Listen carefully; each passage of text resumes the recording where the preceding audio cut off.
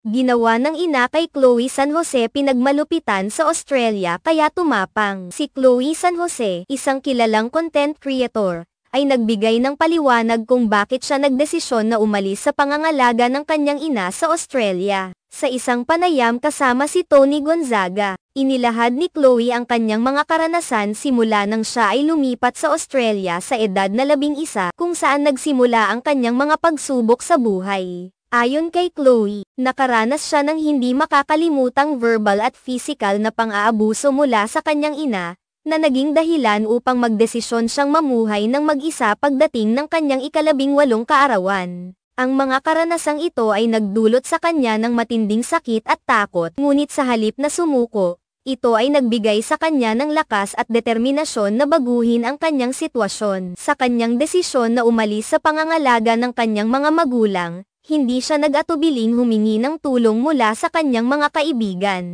Ang mga kaibigan ay naging malaking bahagi ng kanyang paglalakbay tungo sa kalayaan. Sa kanyang bagong buhay, nakilala niya si Carlos Yulo, isang sikat na gymnast, na kalaunan ay naging mahalaga sa kanyang buhay. Mula sa kanilang pagkakakilala, nagdesisyon silang magkasamang manirahan, na nagbigay kay Chloe ng karagdagang suporta at pagmamahal na kailangan niya sa panibagong simula. Ibinahagi ni Chloe na ang mga pagsubok na kanyang dinanas ay nagturo sa kanya ng kahalagahan ng katatagan at pagtitiwala sa sarili. Sa kabila ng mga hirap na kanyang naranasan, ang mga karanasang ito ay naging dahilan upang siya ay maging mas matatag at malaya. Sa kanyang mga kwento, nadarama ang kanyang pagnanais na ipakita na ang buhay ay puno ng pagsubok, ngunit may pag-asa at pagkakataon para sa pagbabago. It really wasn't easy, that's why I wanted to move out when I was 16, but since I was still a minor,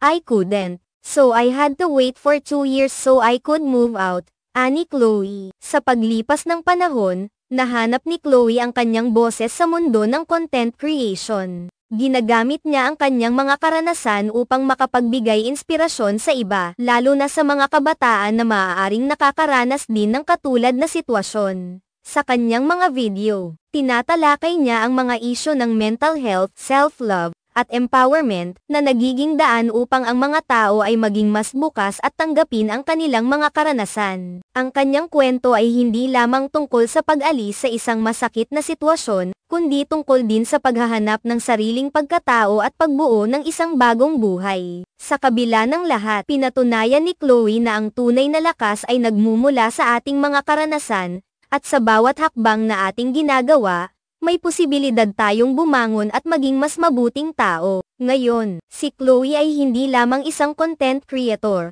kundi isa ring inspirasyon sa mga tao sa paligid niya. Sa kanyang kwento, nag-aalay siya ng pag-asa at aral na ang bawat isa sa atin ay may kakayahang baguhin ang ating kapalaran, kahit gaano man kahirap ang ating pinagdaraanan. Ang kanyang laban ay nagsisilbing paalala na sa kabila ng mga pagsubok, may liwanag na naghihintay sa dulo ng madilim na tunnel. Sa kanyang mga taga-subaybay, ipinapakita ni Chloe na mahalaga ang pagkakaroon ng suporta mula sa mga kaibigan at pamilya, at ang pagpapahalaga sa sarili ay isang mahalagang hakbang tungo sa pag-unlad. Sa huli, ang kanyang kwento ay isang patunay na sa kabila ng lahat ng pagsubok, ang lakas ng loob at ang pagnanais na magbago ay maaaring magdala sa atin sa mas magandang kinabukasan.